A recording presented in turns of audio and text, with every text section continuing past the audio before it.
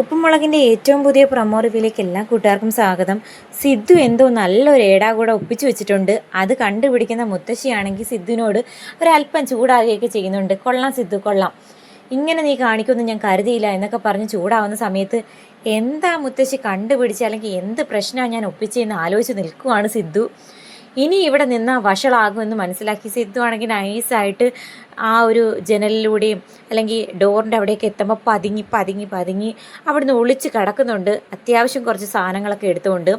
അപ്പം കേശുവും അതുപോലെ തന്നെ ലച്ചുവും വന്ന് മുത്തശ്ശിയോട് കാര്യം തിരക്കുന്നുണ്ട്. അപ്പോൾ കാര്യം പറഞ്ഞു വരുന്ന കൂട്ടത്തിൽ അപ്പം മുത്തശ്ശി എന്തോ പറയുമ്പോൾ കേശു ചോദിക്കുന്നുണ്ട്, ഓ അപ്പം മുത്തശ്ശി എന്തെങ്കിലും മറുപടി പറഞ്ഞു കാണും അല്ലേ, അതാ സിദ്ധുവളിയെ ഇഷ്ടപ്പെടാഞ്ഞല്ലേ. ആ, എല്ലാ പ്രശ്നവും ഞാനാ ഒപ്പിക്കുന്നത്, ഞാൻ മാത്രമേ ഉള്ളൂ കുറ്റക്കാരി, ഞാനാണല്ലോ ഇവിടെ എല്ലാ പ്രശ്നങ്ങൾക്കും തുടക്കം കുറിക്കുന്നതെന്നൊക്കെ പറഞ്ഞ് മുത്തശ്ശിയാണെങ്കിൽ ദേഷ്യവും അതുപോലെ വിഷമിക്കുകയൊക്കെ ചെയ്യുന്നത് കണ്ടിട്ട് അന്തിച്ച് നിൽക്കുന്നുണ്ട് കേശുവും നമ്മുടെ ലച്ചുവും.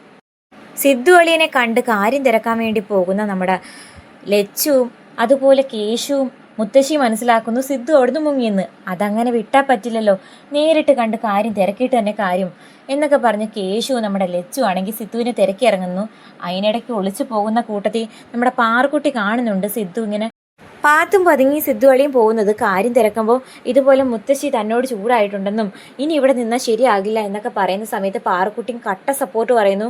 എന്ത് പ്രശ്നത്തിന് ഞാൻ കൂടെ ഉണ്ടെന്നൊക്കെ പറഞ്ഞ് സപ്പോർട്ട് ചെയ്യിക്കുന്നുണ്ട്. അതിന് ശേഷം ആളൊഴിഞ്ഞൊരു വീട്ടിലേക്ക് ഒളിച്ച് നിൽക്കുവാണ് നമ്മുടെ സിദ്ധു. അങ്ങോട്ടേക്ക് നമ്മുടെ കേശുവും ലച്ചുവും കൂടെ ഒക്കെ വന്നിട്ട് അവിടെ എങ്ങും ആരും ഇല്ലെന്ന് തോന്നി. നമ്മുടെ ലച്ചു ആണെങ്കിൽ കേശുവിനോട് പറയുന്നുണ്ട്, അവൻ ആ പാറമഴയുടെ സൈഡിലെങ്ങാനും കാണും, അങ്ങോട്ടേക്ക് പോകാമെന്ന് പറഞ്ഞുകൊണ്ട് പോകുന്ന കറക്റ്റ് ടൈമിന് സിദ്ധുവിൻ്റെ കൂട്ടുകാരൻ വിളിച്ച് സംസാരിക്കുന്നത് കേട്ട് അപ്പോഴേ ലച്ചുവിനും കേശുവിനും മനസ്സിലായി ഇവിടെ തന്നെ പതുങ്ങിയിരിപ്പുണ്ടെന്ന്. അധിക നേരമൊന്നും സംസാരിക്കാതെ എങ്ങനെയെങ്കിലും ലച്ചുവും കേശുവും പോട്ടെന്ന് പ്രാർത്ഥിച്ചിരിക്കുന്ന സിദ്ധുവിനോട് ഈ ഫോണിൻ്റെ ബെല്ലും അതുപോലെ സംസാരിക്കുന്ന സൗണ്ടും കേട്ടിട്ട് ലച്ചു ആണെന്ന് സിദ്ധു എന്ന് വിളിക്കുന്നുണ്ട്.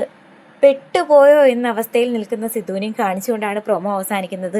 എന്തായാലും നമ്മുടെ ലച്ചു കണ്ടുപിടിക്കും. ഇനി ഓടി രക്ഷപ്പെടാനും കാണാൻ ഉദ്ദേശമൊന്നുണ്ടെങ്കിൽ എറിഞ്ഞ് വീഴ്ത്തിയായാലും നമ്മുടെ സിദ്ധുവിനെ കൂട്ടിക്കൊണ്ടേ ലച്ചു പോകൂ. കാത്തിരിക്കുക ഇന്നത്തെ എപ്പിസോഡിനായിട്ട്.